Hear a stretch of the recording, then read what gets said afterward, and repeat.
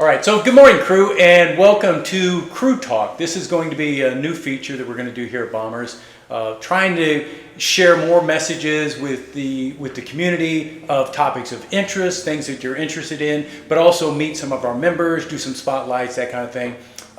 So I hope you enjoy it, and as always, give us feedback on how things progress. So this first episode is going to be with Coach Cassie. She was gracious enough to be kind of the guinea pig.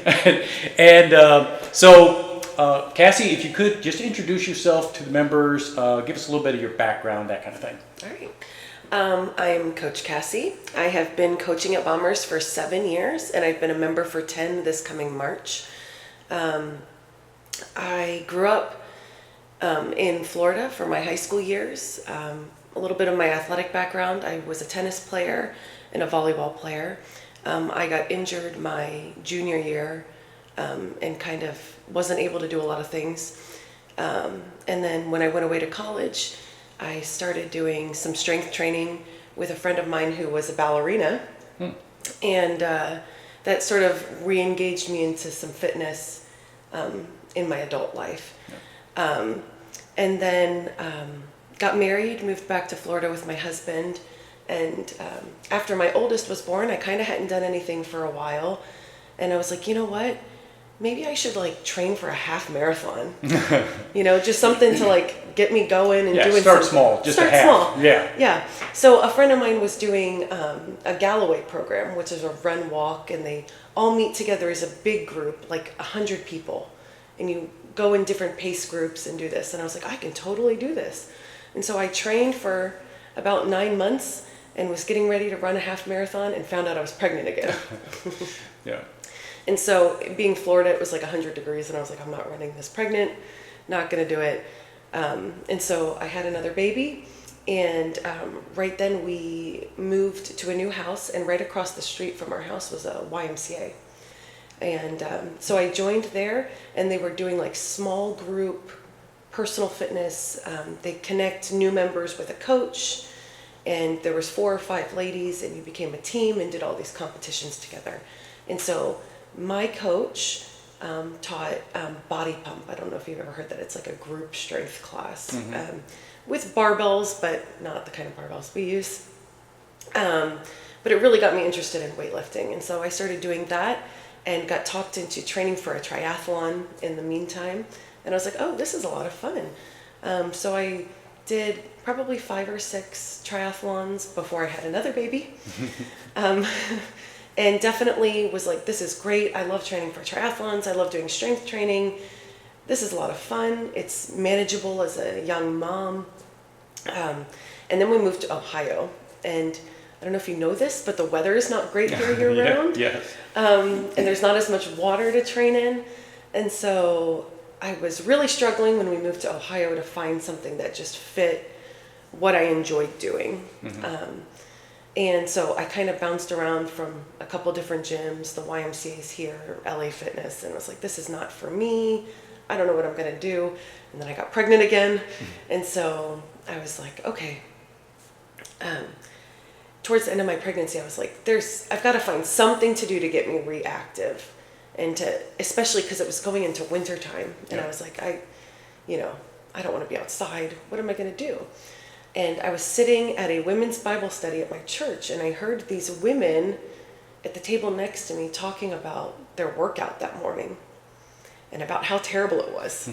And it piqued my interest, and I was like, what are you guys talking about? And they're like, oh, there's a new CrossFit gym in Beaver Creek. You should come with us. And so both of those ladies were Air Force wives, and so they both PCS'd very shortly after bringing me to Bombers with them, but I'll be forever grateful that they did. Yeah. And I came in, did my first workout. I was like, this is terrible. There's birthday burpees. I don't want to be here.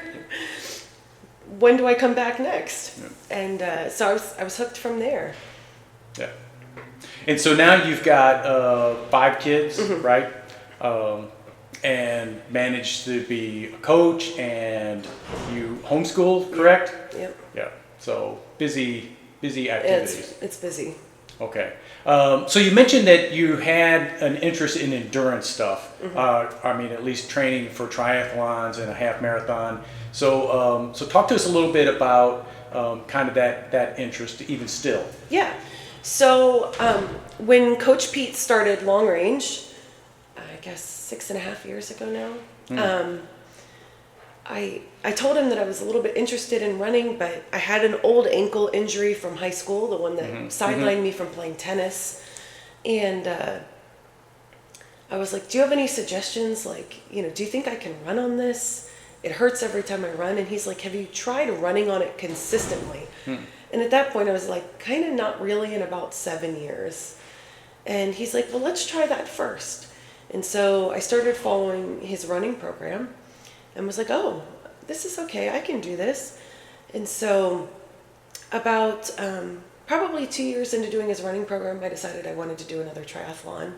And so I did a few small things. And one of the other long-range bombers had been training for some half Ironmans and full Ironman. And I was like, that kind of sounds like fun and a challenge that I've never done. And so kind of on a whim, on like a cold day in November, I signed up for a half Ironman for the following October. And I was like, this is kind of insane, but we'll see where this goes. And so I worked with Coach Pete, and we did first I did a half marathon training program through the winter, like January through March. I did a half marathon in the beginning of April, I think. Okay. And then took a couple weeks off, and then started into half Ironman training. So that ran for about 6 months. Pretty intense training, 5 to 6 days a week, lots of doubles. Yeah. Especially trying to continue to incorporate strength training into that. And an Ironman, explain what an Ironman is. Okay, so a half Ironman is a 1 1/4 mile swim, Okay. a 56-mile bike, and then a half marathon at the end. Yeah. Yeah, it's just a small. It doesn't sound fun at all. Okay, so and you got through that Ironman, I right? survived. Yep. Okay, all right, Yep. cool. And so then after that, you decided you saw this Ragnar. Yep. So finished the half Ironman, and I had no desire to run or do anything for a long time. I was just like, this is not. But people started talking about spring, summer races. Come January, and one of the other long range bombers was like, hey, we're doing this Trail Ragnar, which is a 2-day trail race. Everybody runs about 16 miles total. You do it in 3 loops, a short, a medium, and a long, through a trail. And it was in Eastern Ohio, and we're like, she's getting together a team of people to do it. And so I agreed to go be part of that team. And this goes like day and night? I mean, you run during the day and nighttime? Yep, you start on Friday sometime during the morning or afternoon, and it goes until everybody finishes on Saturday, so you run overnight. And so the short, medium, long, what are the distances for those? Oh, it depends on the course. Okay. I think it was about 5 miles. No, maybe about 4, and then like 6 and 7, or somewhere in there. Wow, I don't know. It was about okay. 16 total. But on trails, so it's up and down, not a flat surface. No, and the trails at this particular Ragnar were like horse trails, so a lot of them, or bike trails, so they were a little bit more challenging than going to walk at the Narrows or something like that. Yeah. So what did the training for that look like? So I was trying to run 3 days a week on top of getting back into normal CrossFit. Yeah. And strength training. So usually one day doing intervals, 1 day a long run, and 1 day on a trail every week. Okay. All right. And how long did the training last? I think I did a 2-month ramp up to that. Okay. And that was like with a good, running base. Yeah. Running place. And so that was last June, or? That was, yes. So June 2nd of last year was the race. Okay. All right. Okay. So walk us through the race itself. What happened? Okay. So I was on my first loop, which was the medium loop, and things were going pretty well. I was the second person to do that medium loop, and so we already had some recon of what the terrain looked like. And so I knew it was like pretty hilly, and then in through some horse trails, and then the guy who had run it before me was like, you're going to get to a part where you're back on like a walking path, and it's kind of downhill from there. It's about 2 miles back in, downhill on a nice trail. And I was like, awesome. So being super cautious going through the trails, I think at one point I stopped to take a picture of a snake that was crossing my trail. Wow. I kind of waited there. Yeah, I'm like, yeah. you have the right of way. And got to the point where it opened back up to a running path, and I was like, oh, this is great. I can kind of like hit my stride. I'm starting to run. I feel really good. It's super hot. It was that really big heat wave we had at the beginning of the summer last year. So it was like in the 90s, really hot. And I was feeling good running downhill, and my foot caught either a rock or a Tree root. tree root. Yeah. And I tripped, and I heard a really loud pop, and I was like, and I fell and scraped up my whole right side of my body and lost all my fluids that I had in my bottle. And I was like, oh no, this is not good. I think my ankle's broken. And I kind of sat there for a minute and evaluated what was going on. And I was like, okay, I think I'm okay. I'm going to stand up and we're going to keep moving. And I started to walk, and I was like, something really isn't right. As I was walking up a hill, I could feel my ankle shifting laterally, internally, and I was like, that is not good. I had about 1.5 miles to the finish line. And so I texted my team and said, I'm hurt. I'm going to try to get out, because if they come get you out of the woods, it automatically disqualifies your team. Even if you can't run, if you get hurt, somebody else can pick up your loops and your team can still finish with a time. And so I was like, I'll try to get out of here. We'll see how it goes. I had several people along the way offer to help.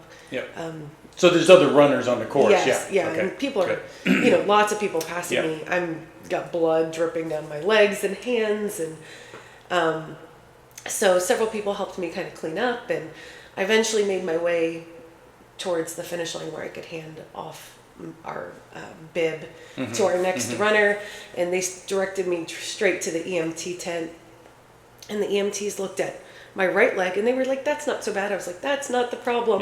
Here's my left ankle.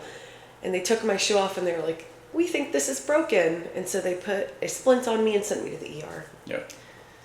So it took a couple weeks to get a full diagnosis, waiting for imaging and things like that. But it turned out I had fractured my tibia, and I fully ruptured my anterior syndesmotic ligament, which is the ligaments that hold together your tibia and your fibula. Okay. All right. So, and that's all in the bottom of your ankle. Yes. Correct? So it's what would be called, when you hear on a football game, right? A high ankle sprain, right? You think sprain, not so bad. No, a grade 3 sprain is a complete rupture of your ligaments. And so, so you were non-weight bearing then from that? Correct. For a period of time, anyway. So I was completely non-weight bearing for 11 weeks. Okay. All right. And once you got the imaging, the doctor, they determined you had to do surgery? Okay. So it took 2 weeks, I think, to get imaging done. And then the doctor I had originally seen, he was not a surgeon, so he had to refer me out. So I was trying to get a few different opinions. I started doing my own research. What kind of surgeries are there? There's lots of different ways they can do fixation of your ankle to stabilize it.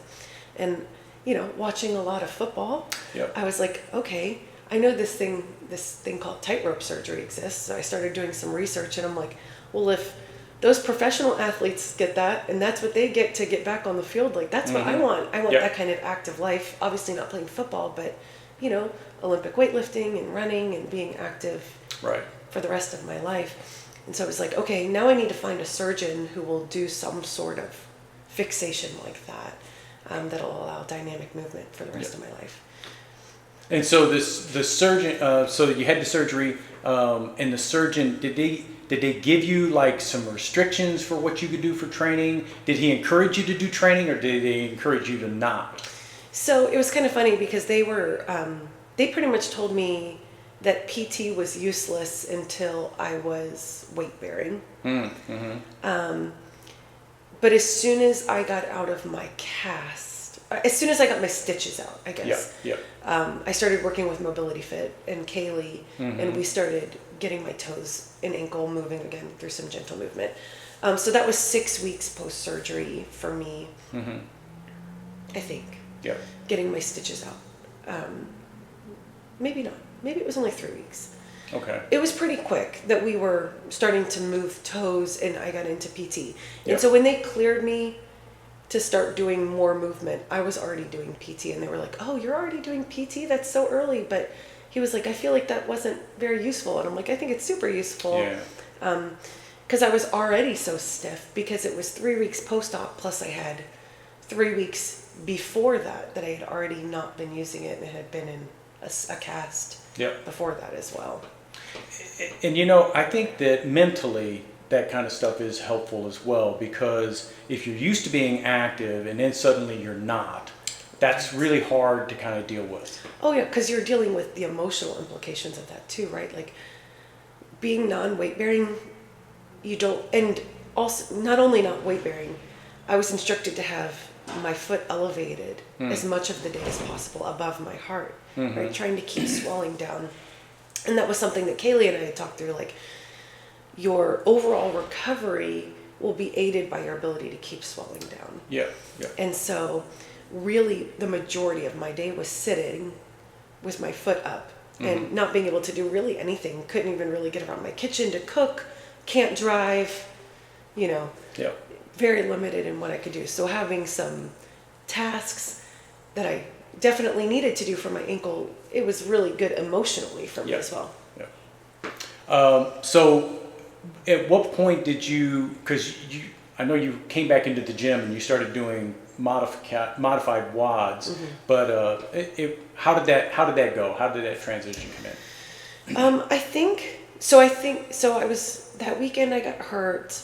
I'm pretty sure I was back in the gym that week, modifying and just doing a little bit of movement. And then I was out a little bit post-surgery, but I think only about a week before I started getting back in here again. So worked with all of our coaches to make sure that there were things I could do with one leg. I did a lot of things like posting my leg on a box and then being able to do other movements, with one leg and two hands. I did a lot of skiing for cardio because I had no legs, and I did like seated skis. It got me really good on the ski erg. I actually don't hate it anymore. Yep. And I remember seeing you on the rower with like a skateboard or something like that. Yep. I've done rower with skateboard. Using the Echo bikes, since you can use your hands and one leg and posting the other leg up. Even once I was cleared for some weight bearing, then you could bike with the boot on even, because it's not, low impact on your ankle. Yeah. So. And of course you're level 3 CrossFit trainer, so you understand how to modify and how to scale WODs. But even beyond that, you were working with other coaches. Did you talk with Kaylee as well as your PT to kind of like make sure that you were hitting the right things, not doing anything that was going to be counterproductive? Yeah, I think definitely one of the things was making sure, because there was so much demand on my right leg to do daily life, it was really important to come in here and not hit my right leg super hard every day. I just couldn't handle all of it, right? And so talking with Kaylee and with Pete and making sure that when I was coming in to do any strength training, that we weren't overloading my right leg. And that was really beneficial, right? Because I needed my right leg for everything. And it's not uncommon when someone's to compensate for that one side and then you injure that side as a result because you're putting too much pressure on it or you're making it move in an unusual way. You know? And you're also you're strengthening that in such a way that it becomes more dominant, right? So then as you're starting to come back, making sure that you're using your legs equally or your hands equally, whatever ends up getting injured. But that's especially important with your legs as we are doing things like deadlifts and cleans and kettlebell swings. It becomes almost second nature to put all of your weight onto your good foot. Yeah. So how frustrating was this? On a scale of 1 to 100, Yeah. 110. Yeah, I mean, it definitely was, one of definitely the worst injury I've ever had in my life. My ankle injury in high school was comparable, but it didn't require surgery. And obviously, being 20 years older, recovery is not as easy as it was when you're 15. So, it was super frustrating because I felt like I was doing really well with, my fitness. I felt like it was like, oh, we're in this really good place. And, I just trained for this half Ironman and, this Ragnar. And I had all these plans for the summer to get faster. And then you throw all of that out the window.